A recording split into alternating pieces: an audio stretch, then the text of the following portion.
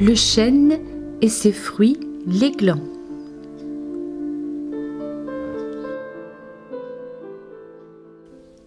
Bonjour à toutes et à tous. Aujourd'hui, le gland, le fruit du chêne. Peut-on le consommer?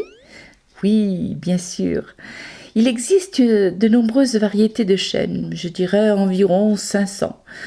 Je suis loin de les connaître tous et un grand nombre sont en voie de disparition. Ils peuvent nous apporter beaucoup. Je vous suggère de vous comporter envers cet arbre avec la plus grande bienveillance et plus largement avec tous les arbres. La composition nutritionnelle des glands est variable en fonction de l'environnement. Cependant, il en est de même pour tous les arbres.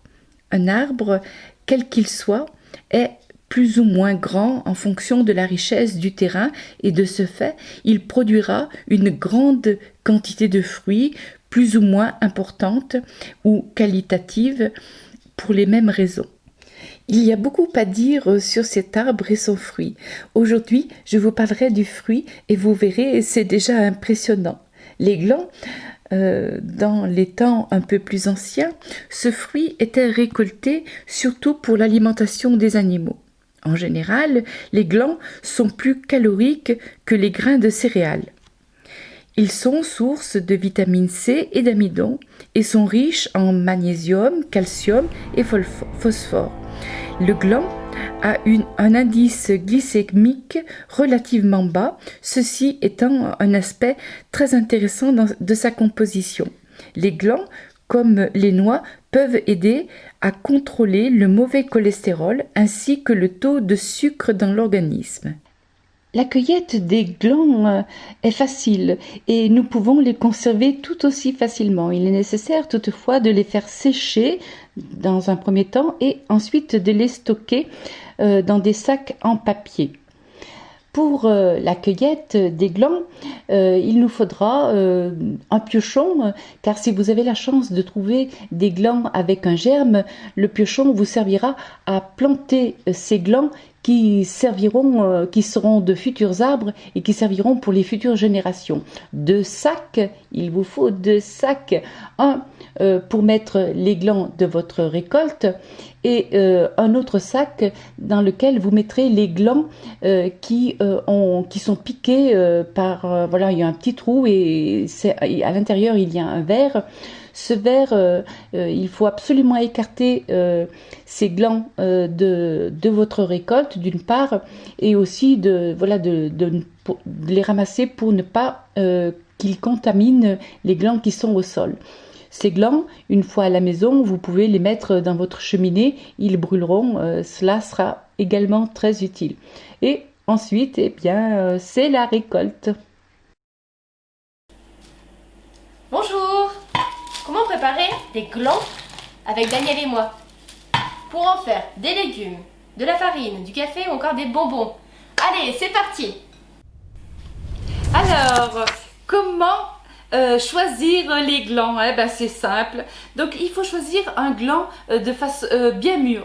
Voilà, de cette couleur-là. Voilà, ceux qui sont verts, les exclure. On les mettra de côté. Ils mûriront tout seuls. D'ailleurs, si vous les laissez dans un panier au sec, ils mûriront.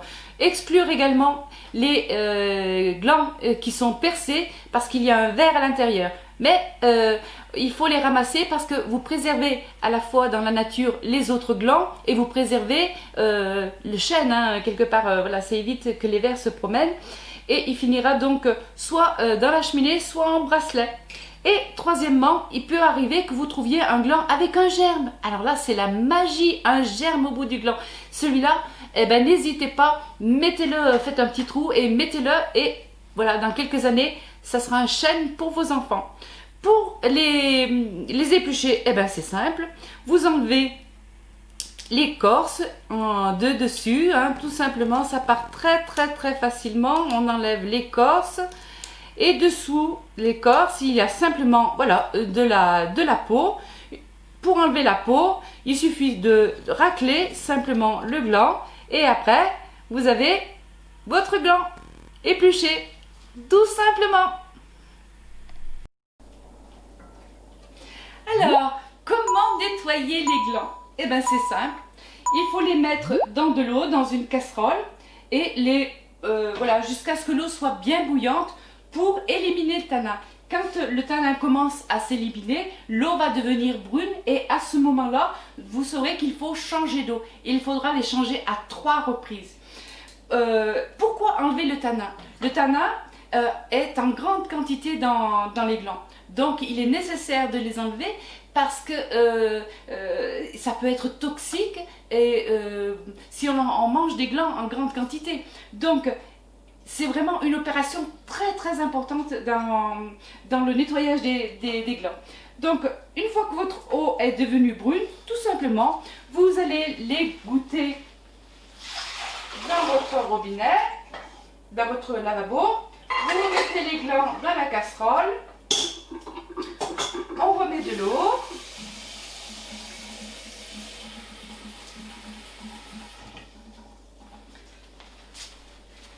Et on remet sur le feu. Et là, cette opération est vraiment très importante. Il faut la refaire au moins 3 fois. Alors, certaines fois, s'il y a vraiment trop de résidus autour des glands, on peut mettre une cuillère. Ça dépend aussi de la quantité de glands que vous avez. Là, c'est juste pour vous montrer. Mais vous pouvez mettre une cuillère à café de bicarbonate de soude. Voilà. Alors, maintenant, on en est où? Eh bien, les glands qu'on va pouvoir consommer frais avec des légumes, on verra tout à l'heure, sont en train de cuire dans la cocotte minute. C'est une chose. Au four, qu'est-ce qu'on a au four? Au four, on a d'une part les glands qu'on a réduits en petits morceaux et qu'on va faire griller ou torréfier pour faire du café. Voilà, on les remet au four. On les remuera de temps en temps, hein, bien sûr. Et on a dans l'autre plat les glands qu'on va réserver à la farine et qu'on va juste assécher. Donc là, c'est juste pour les assécher, il faudra les sortir sûrement avant les glands qui sont en train de torréfier pour le café. Sachant qu'il faut l'un et l'autre les remuer de temps en temps. Hein. Voilà. Tout ça au four. Et c'est parti. Et voilà, donc nos glands sont cuits hein, dans la cocotte minute. Voilà, je les ai égouttés. Et maintenant, je vais pouvoir... alors, ou je peux les mettre directement, ou pour les apprécier, on va les apprécier. Donc, on va les mettre un petit peu à part.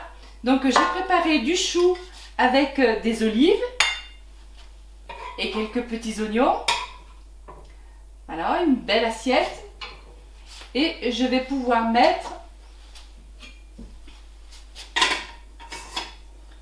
mes glands à côté. Voilà.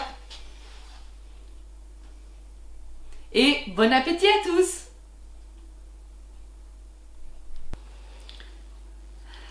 Alors, nous avons vu que avec les glands cuits simplement à l'eau, donc on pouvait les faire les manger, les consommer avec des légumes, n'importe quel légume. Hein. Donc vous avez vu, donc avec le chou, avec des courgettes, des tomates, des petits pois, des haricots, utilisés comme des haricots. On peut les mettre en purée avec divers légumes, n'importe quel légume. Passe avec tout. Donc ça, c'était cuit à l'eau. Donc on est bien d'accord. Ensuite, on peut en faire de la farine. Oui, on peut faire de la farine. Comment faire de la farine? Eh bien, tout simplement en mettant les glands dans un moulin, hein, le vieux moulin d'autrefois. Tout simplement comme ça, il suffit de le faire tourner et on obtient, voilà, on obtient de la farine, hein, comme n'importe quelle farine, un peu plus jaune, certes, mais bon, on obtient de la farine. Cette farine, comment peut-on l'utiliser? Eh bien, pour faire n'importe quoi. On peut faire la pâtisserie, on peut faire du pain, cuisiner avec. Tout est possible. Donc, moi, j'ai choisi de vous faire simplement avec des œufs, avec voilà, de la farine, un peu de sel, et j'ai choisi de vous faire une crêpe. Voilà. Donc je vous ai une crêpe toute simple, hein, voilà, que vous pouvez manger soit avec du sucre, soit avec en la roulant et en mettant des petits légumes à l'intérieur. Voilà, on peut faire une crêpe ou des crêpes. Voilà. Et puis je vous avais dit qu'on pouvait faire du café. Effectivement, on peut faire du café. Donc, comme vous avez vu sur le juste avant, on a fait torréfier les glands. Donc, ils ont été torréfiés. Et donc, on les met ensuite dans un moulin. Alors, j'ai choisi ce moulin-là tout simplement pour pas mélanger. Et puis, pour voilà, ça vous montre qu'il y a deux possibilités. Donc, celui-là, pour les personnes qui sont de mon âge, connaissent un petit peu. Donc on induit dans le moulin un peu de